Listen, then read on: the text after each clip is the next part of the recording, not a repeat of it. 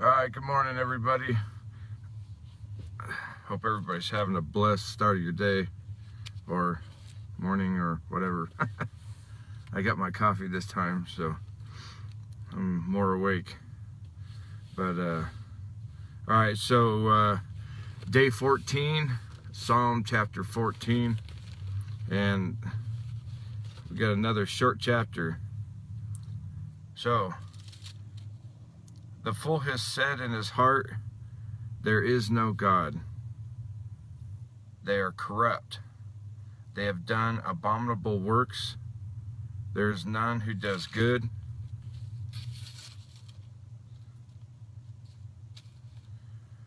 Yehovah looks down from heaven upon the children of men to see if there are any who understand, who seek God. They have all turned aside. They have together become corrupt. There is none who does good, no, not one. Oh, that might help. Have all the workers of iniquity no knowledge, who eat up my people as they eat bread and do not call on Yehovah? There they are in great fear, for El is with the generation of righteous. You shame the counsel of the poor, but Yehovah is his refuge. Oh, that the salvation of Israel, and in the Hebrew, I believe it's the Yeshuot, which is derived from Yeshua. Oh, that Yeshua of Israel would come out of Zion when Yehovah brings back the captivity of his people. Let Jacob rejoice and Israel be glad.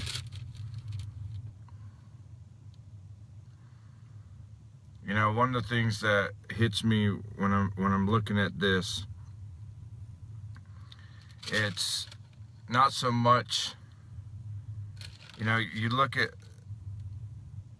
these first two verses again. So, so the fool has said in his heart, there is no God. They are corrupt. They have done abominable works. There is none who does good. Now, you know,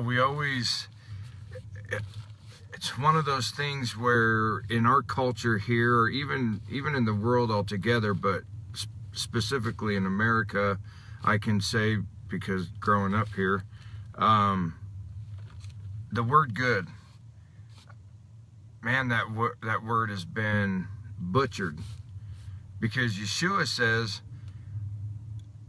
no one is good except for the Father. And it's like, what is that word good? What does that word good mean? In Hebrew, it's the Hebrew word tov. I mean, the reference of what Yeshua says with that word good puts that word above all other words, even above righteous, holy, pure. Because Yeshua says, why do you call me good? For no one is good except for the Father. And when you sit there and you try to ponder on that, and then there is none who does good. They have done abominable works. You know, we use the reference loosely. Have a good day. You did a good job. You're really good at that. And it's like, from a biblical aspect, that word doesn't even fit in our vocabulary in so many ways. And I'm not saying it's wrong to use it or anything like that, so don't think I am. But the thing that this really hits me on is, a fool has said in his heart, there is no God. We're seeing a lot of people falling away from Messiah. You know, and especially in the Messianic and Hebrew roots congregations or movement or whatever, people who claim to be Torah observant, stuff like that.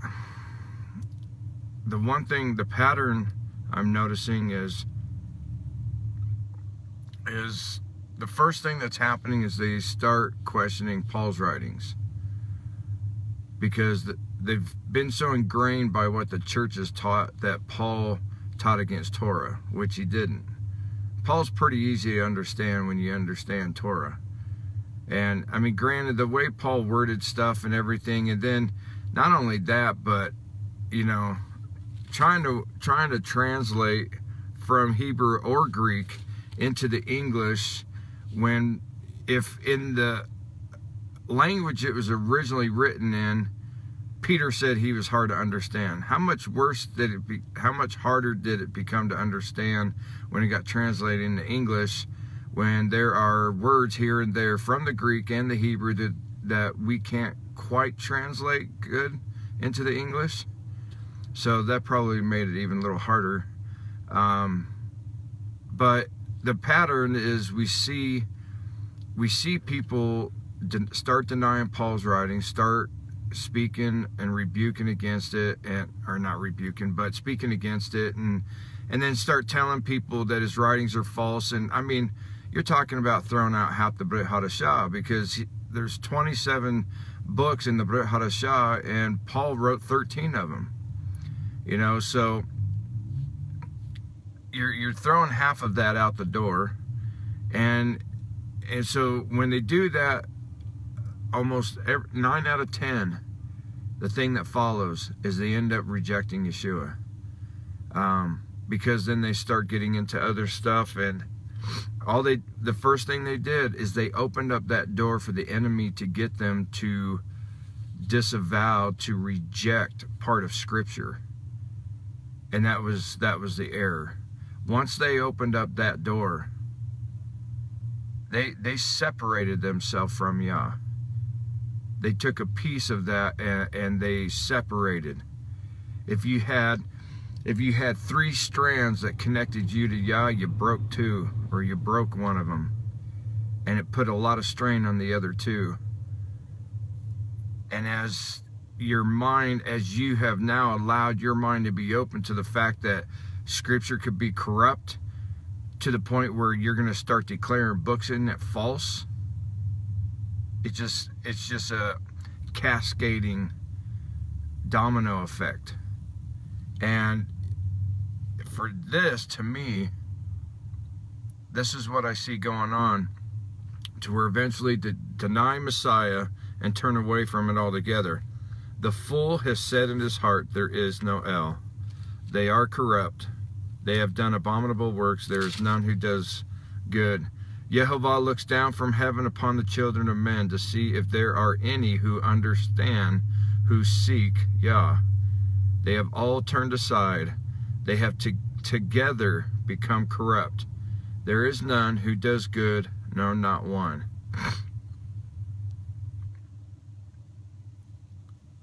But you read the rest of the scriptures, and as always, Yah gives us hope.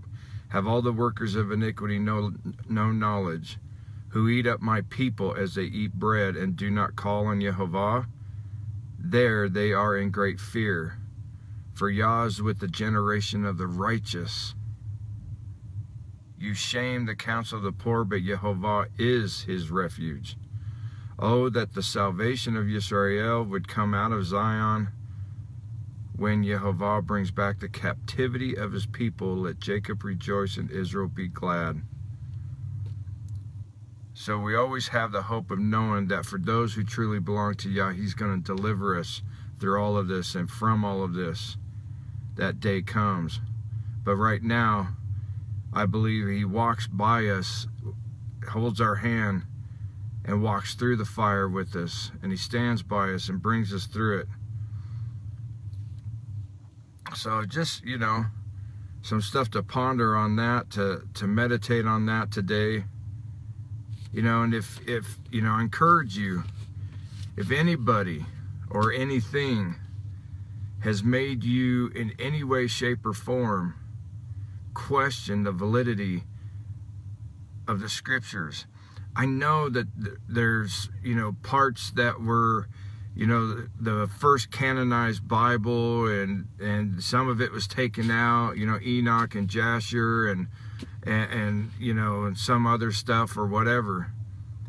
But it's not about looking at what man has done. It's about looking at what Yah has allowed. Yah allowed it for a reason. He's in control. You know, people look at, well, why was that taken out? Maybe the question is why was it ever in there in the first place? And so Yah had it removed because Yah's in control. We have what we have because that's what Yah wants us to have. And that's the mindset we have to have. We need to keep our eyes on Yah and know that He is in control. He's in full control. Nothing has happened to His word that He did that happened out of His control. It happened because He allowed it. What we have is what He wants us to have and what we need. We got plenty just in these few books from Genesis to Revelation to last us hundreds of years in study, learning, and growing in Him and who He is, to know His heart, to know how to serve Him. The minute we question whether this is infallible, that's the moment that we allow the enemy to come into our heart. That's the moment that we risk becoming a fool who denies Yah.